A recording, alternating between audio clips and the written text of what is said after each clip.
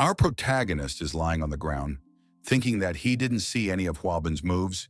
He wonders what that was. The second brother says it was far too simple for a surprise attack, so the protagonist vows that he will definitely smash the second brother's face. While the two are fighting, Huabok just stands by and watches their training. After a while, Wanhua appears exhausted on the ground, saying that Huabun is on a completely different level. The second brother asks if Wanhua is going to give up, saying that he's already won the bet. The protagonist retorts that it's not over yet, when suddenly Huabun kicks he in the stomach. Wanhua blocks with his hand while sizing up Huabun's other foot, planning something. He grabs Huabun's foot and throws him to the ground, claiming he's gained the advantage. But the second brother grabs Wanhua's wrist and pulls him closer, warning he might not be able to use that hand anymore. Then the second brother kicks the protagonist in the stomach, making him scream in agony. As he writhes in pain, Huabun says he will think about his wish. Later, Wanhua is in his room, lightly tapping his hand against his back. He hadn't expected Huabun to shove him in the stomach and throw him on top of himself. Wanhua wonders what his older brother will ask for. Speaking of which, as he inspects the day's meal, he notes that there's still no protein. He wonders how to improve this, since money is the problem in this family. On top of that, there's his mother's surgery. He could get a scalpel from the blacksmith, or ask for a low-quality one. He could do a simple blood type test, but the real problem is anesthesia. He asks himself how he can make anesthesia. No matter how much he rummages through his memories, he can't recall any ingredient as an alternative. Also, an injection needle. Blacksmiths of this era can't craft needles finer than blood vessels. He also needs an assistant. But in this time, people are shocked just by the mention of opening someone up. Is it even possible? It's like looking for a needle in a haystack. He must do everything within his reach. He needs to make a scalpel, or rather, a knife. But for that, he needs money. Criticizing the system, he complains that when he was reincarnated, the system asked what he needed. But what could he do with modern money? Angry at the system, he says that if they were going to send him to this era, they should at least have given him the local currency. In any case, when you need money like this, you set off for Huabok's place, thinking that family is the best allowance. A little later, Wanhua is at the market, marveling at how many people there are. But no matter how much he looks, he sees nowhere selling gyoza. He wonders if he's really in China. He asks the merchants, but none of them know what it is. He says that gyoza must be a traditional Chinese food, recounting that it was created by Zhuge Liang to comfort the souls of those who died in war. He then realizes that he's in a time before gyoza was invented, so of course there aren't any. He also complains that he's been eating grass since he arrived here, and would really like some meat. Disappointed, he mutters that his protein supplement is gone. Walking on, he spots an establishment and wonders if it's a clinic. Upon entering, he asks if there's anyone there. Getting no response, he notes that he already visited the blacksmith and asked for a knife. The only problem now is the anesthesia. He asks the shopkeeper if there's an herb that causes temporary paralysis and then wears off. But he's told that such an herb is very dangerous and thus not kept in the clinic. The shopkeeper asks what Wanhua needs this poisonous herb for. He simply replies that he needs it.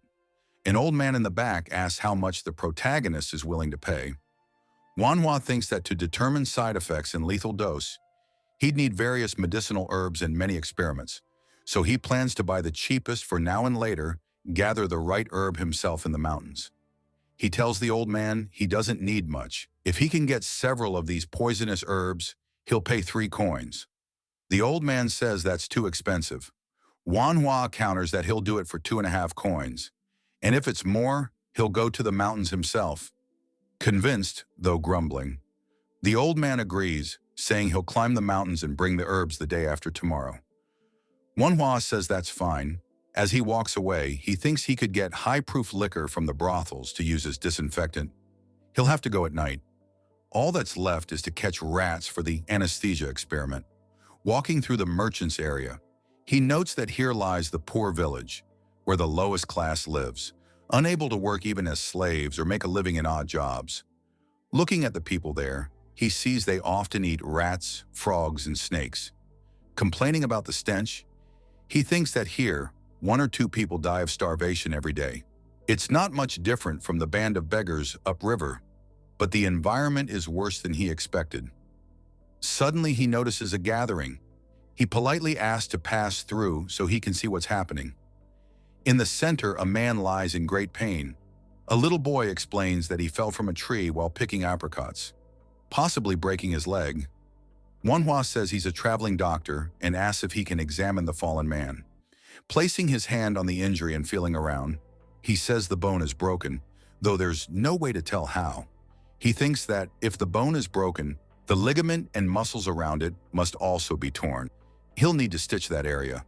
But at the moment, he has neither the tools nor the proper equipment. He wonders if he can save him. Manhwa applies a makeshift tourniquet with a stick and a cloth and says this will stop the bleeding. He touches the bandaged leg as the man screams in pain. The man's blood vessels are intact, so the bone must indeed be broken. However, not knowing how the man suffered the break is a big problem. Manhwa diagnoses that if the bone is broken, the ligament and muscle around it are torn, so he'll need to stitch that as well. As the man's family tries to calm him, the protagonist thinks he can do it. He asks the onlookers for ice water and a piece of cloth, but the villagers are confused, since it's not winter and they have no ice. Manhwa realizes there are no refrigerators in this world and the village is poor. He settles for cold well water. The injured man's son asks if well water's okay.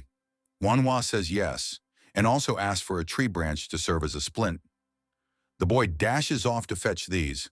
Once the bleeding has stopped, Manhwa removes the makeshift tourniquet and examines the leg. He notes that the inner side of the shin is severely swollen, so the break must have torn the inner ligament. He reasons that the muscles on the opposite side are likely uninjured, but when he looks more closely, he's astonished to see a screen in front of him showing the broken bone, as if an X-ray of the leg. He thinks it must be an optical illusion from having studied so many anatomical models. While pondering this, the screen suddenly begins to fade. He quickly places his hand back on the man's leg, directing the villagers to hold the bones in place and keep the man from moving. Horrified, they comply. The protagonist slowly twists the leg to set the bone, thinking to himself as he strains, then says the bone is perfectly aligned. He feels as though he managed to do it because of his previous life, but complains that if he was given such an ability, it should have come with a heads up. A moment later, the little boy returns with water. The injured man seems to have calmed somewhat. The boy asks if his father will be all right. Manhwa assures him he will. He's only unconscious from the pain, which is better than remaining conscious. With a needle in hand, Manhwa prepares to suture the man's leg. Everyone watches in shock as the protagonist starts stitching. Wiping sweat from his brow, he thinks he's stopped the bleeding enough, but is concerned about the ligament and fascia. For now, this is the best he can do. He notes that all his previous patients have been unconscious. In the future, he really will need anesthesia. One of the villagers praises him, saying the bleeding stopped because he stitched it, and calls him just like a highly skilled physician. Then an old man says he not only set the broken bone, but also stitched the flesh. Astonished at the young man's skill, he recalls that when he was younger, his own leg was set improperly and still doesn't work right. One villager asks why he came to their village. Manhwa is reminded of his purpose and asks if he can buy some rats. The villager asks what he'll do with them and how many he needs. The protagonist replies he needs about 20. The villager, hand on chin and a worried look, says it will be hard to catch that many at once, but that he can try. As the villager is about to ask how Manhwa will pay, the injured man's son interjects that he will catch them all, and in exchange, won't charge for treating his father. The protagonist agrees and asks how long it will take. The villager says about 4 days. Manhwa says that's fine, and that he'll return then. Before leaving, the protagonist gives instructions on how to care for his father, using warm cloths, strong liquor, and a clean cloth. The boy pays close attention and promises to try. Manhwa assures him his father will surely get better, and the boy affirms that a doctor cured him. Later that night, Manhwa appears at the forge to collect the knife he requested from the blacksmith. He thinks that, although it's thicker than a scalpel, he can still use it in an emergency. Looking toward a brothel, he notes that all that remains is a disinfectant, and he should get some strong liquor there. He enters and calls out, but no one answers. Further inside, an old man complains to a woman, cursing about these little pests getting on his nerves. Two guards apologize to their master, saying that if she made a mistake, they'll bring another woman. But a loud slap echoes through the hall. The old man demands to know how a mere inferior dares speak to him. One guard threatens to draw his sword, trembling with rage, while his companion tells him to calm down. The brothel owner shouts that he's lost his mind, then pulls out a small knife. The old man leaps at the guards, superficially slashing one across the face. The guard immediately draws his sword, ready to cut down the brothel owner, tossing the old man's knife aside. The old man cries out that the guard doesn't even know who he is. How dare the guard brandish a sword at him? In fury, the guard orders him to vanish. The old man trembles and vows revenge as he flees. Manhwa arrives at a terrible moment, thinking that even though it would be easy to get into a sword fight in this era, one guard asks if his partner is all right. The other replies that it's not the first time. Manhwa requests permission, saying he's a doctor and wants to see the wound on the guard's face. The guard asks if he's really a doctor. He looks quite young and suspects he's just here for a drink. The protagonist asks if he's all right. The guard is bleeding badly. Manhwa says he's concerned, but can't treat someone who doesn't want it. He asks permission from a woman attendant and offers to buy some strong liquor. She says that if he wants liquor, he should go to the spirit shop. They don't sell it by the glass here. Manhwa thanks her and leaves, deciding to buy strong drink at the spirit shop. Walking through town, he thinks he'll be able to find disinfectants more easily from now on, noting that prices drop when you buy in bulk. As he walks, something catches his attention. Someone is calling for Dogchill to wake up. Manhwa asks the older brother if he's dying. The brother replies, "Why would I die?" Manhwa wonders why the bleeding won't stop. The protagonist watches from a distance as Dogchill's older brother tells them to wait a bit longer. The doctor will come. In his thoughts, Manhwa berates himself for sending the real doctor away earlier. Looking more closely, he realizes these are the men from the brothel from earlier, and they're here for treatment. Manhwa thinks there's no reason to interfere, since he was rejected once already. As he turns to leave, he accidentally steps on a piece of wood, drawing attention. The man turns and asks if Dr. Bong has returned. But it's not Bong. It's the medical student they refused at the brothel. The man insists Manhwa look at his little brother. The protagonist turns back, saying he was almost gone, and admits he has a bad feeling about this. The man says the bleeding won't stop and asks Manhwa to treat him. Manhwa hesitates, saying it's odd to treat someone at another doctor's clinic while the doctor isn't present. The man, desperate, says he'll take his brother elsewhere. Manhwa continues to refuse. The older brother then kneels and begs forgiveness for their rudeness, startling Manhwa. He implores Manhwa to treat his little brother. Reluctantly, the protagonist thinks it over. He's still just a young medical student. "Are you sure this is okay?" he asks. The man assures him it would be better for him to provide the treatment than no one. Manhwa says he'll try, but since time has passed, he can't promise anything. The guard escorts him to where the younger brother lies. Then from the shadows, Dr. Bong emerges, running and saying he heard there was an emergency. The guard shows Bong the boy's condition. The timing astonishes Manhwa. In his thoughts, he says he'll see how Dr. Bong treats him, then begins to observe. The boy's face is cut and bleeding. Dr. Bong diagnoses that the largest blood vessel in his face was severed and says he'll need to stop the bleeding with acupuncture. Manhwa is surprised, questioning the method. Dr. Bong points the needle at the boy, while everyone frets over what will happen. When Bong positions the needle in the wound, the bleeding gradually slows. Surprising Manhwa, Bong explains that he stimulated the area where nerve bundles gather, stretching the muscles and compressing the blood vessels. Manhwa thinks to himself that he never learned about this when he studied, but it's quite scientific. The younger guard asks if the doctor is done. Bong says he's done everything he could and wraps the wound. After thanking the doctor and praising his work, the guard warns it's still too early to relax. If the bleeding doesn't stop within 15 minutes of the acupuncture, the boy could still die. The guard asks if the bleeding hasn't already stopped. It has, thanks to the acupuncture needle. The older guard asks if they can simply remove the needle, but Bong warns that taking it out might leave the boy mute or blind. Astonished by the doctor's answer, the guard collapses in a daze. Manhwa thinks that the needle was only a temporary measure and that the vessel connection will resolve it. But he doesn't want to cause problems in someone else's workplace. Dr. Bong notices Manhwa has been watching and asks who he is. Manhwa smiles charmingly and says he's just someone studying the medical arts. The doctor deduces he's a medical student. Manhwa says that while reading, he came across many medical books. Dr. Bong, looking depressed, wonders how someone so inexperienced could call himself a doctor. Manhwa asks permission to reconnect the boy's blood vessels, which surprises Bong. He checks if the boy really wants to do that. Manhwa confirms.